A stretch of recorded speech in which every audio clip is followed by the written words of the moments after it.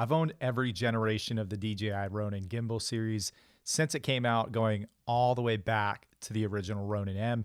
And after using the RS4 for the past year, these are a few of the reasons why I decided to immediately order the RS5 when it was announced last week. And oddly enough, it was like 24 hours from announcement to delivery. So props to B&H and DJI for that. So number one, faster charging and longer battery life. The RS5 supports a full charge in about 1 hour, which is a 60% improvement compared to the RS4 taking 2 to 2.5 hours. I can't tell you how many times that I've been about to run out the door to a shoot and thought, whoops, forgot to charge this, and I only have like 10 minutes, and then I end up, having to charge it in my vehicle or wherever I go. And also, this gives up to 14 hours of runtime, which is slightly longer than the RS4 at about 12 hours.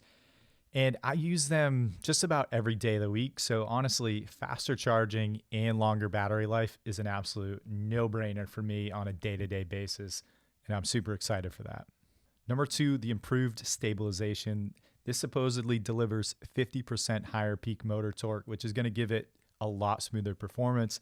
And the RS4 is already a major improvement over the RS3 Pro. In my opinion, I hardly ever have to use warp stabilizer, but I still do a few times every video. So I think this is going to save me so much more time. Number three, and this is probably what I'm most excited about, the enhanced intelligent tracking using smarter AI tech.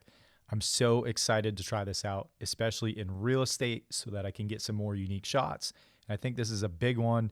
It's going to make my job a lot easier and allow me to get more unique angles, shots, and just overall improve the process. So I can't wait to try out that new AI tech that they've got going on. Number four, the new electronic briefcase handle, and it natively allows you to record and control the camera, and it helps you get those lower angles a lot easier. And I think natively allowing for that is going to be so much better for me because I've been using these for like 10 years now. I'm 33, and anything I can do to save my back is typically money well spent.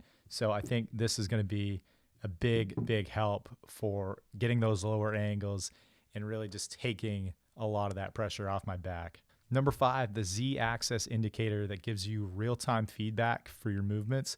And I think this is going to be super helpful. It could be gimmicky, but I'm excited to try it out either way. And how could you forget also the easier balancing, especially in vertical modes?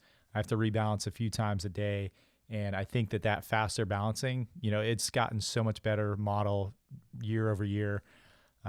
But I think this is going to save a ton of time, and especially with the new material that the buttons are made out of, and you've got this much more kind of clicky feel than in the past. It's hard to get in between.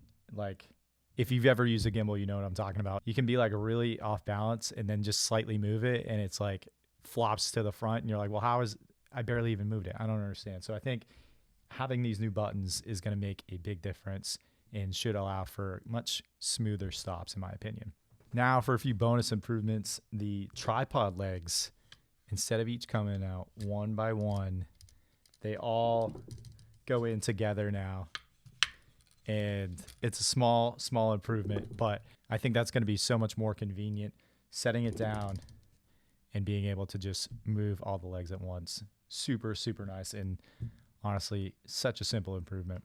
And then, like I briefly just mentioned, the all-access fine-tuning, Teflon-coated knobs. I think this is just going to make adjustments a lot smoother and faster. And not to mention the screen on the back. They become so much more user-friendly. At first they didn't even have screens, but now you can literally draw a square around the box where you want to track that certain subject, kind of like they do with drones. You can just draw a box around your subject and it'll keep that in frame. So these have come so far in that aspect. The screens are actually becoming usable now, which is awesome. And then the vertical shooting looks like it's going to be a big improvement as well. It's gotten so much faster on the RS4, and I had originally planned on having one setup for vertical, one setup for wide. So we'll see if that still ends up being what I decide to do after I use this for a few weeks and kind of understand how to use it, how to quickly switch from vertical to wide. I think that's the plan for now, is see if I can do it. And then if it isn't fast enough, then we're just going to have one setup for each. But I'll talk to you guys a little bit more about this once I've actually used it on some real estate shoots for a few weeks and kind of put it through its paces and can understand how much better it actually is in terms of stabilization, having to use warp stabilizer, seeing how many of these things are actually that much more convenient. But I've just seen so many questions about why anybody would even use or consider upgrading to the RS5 if they have the RS4 Pro or the RS4. And I know I've seen a lot of people say that they're not going to buy it because they're waiting on the RS5 Pro, which is understandable. But for me personally, I have gone from the Pro gimbals, and I talked about this in a recent video. I really like the RS4 because it's kind of a middle ground where you don't have to have this super massive setup that is a lot heavier. You know, most of us are running smaller mirrorless cameras that are in that in-between weight where you can use these. And I know the motors are stronger and all that, but I think this is going to be plenty for most of us. So that's going to do it for this one. Subscribe if you haven't yet. I hope you guys learned something in this one. My name is Devin, and I run a real estate media company in New England. I'll see you guys in the next one.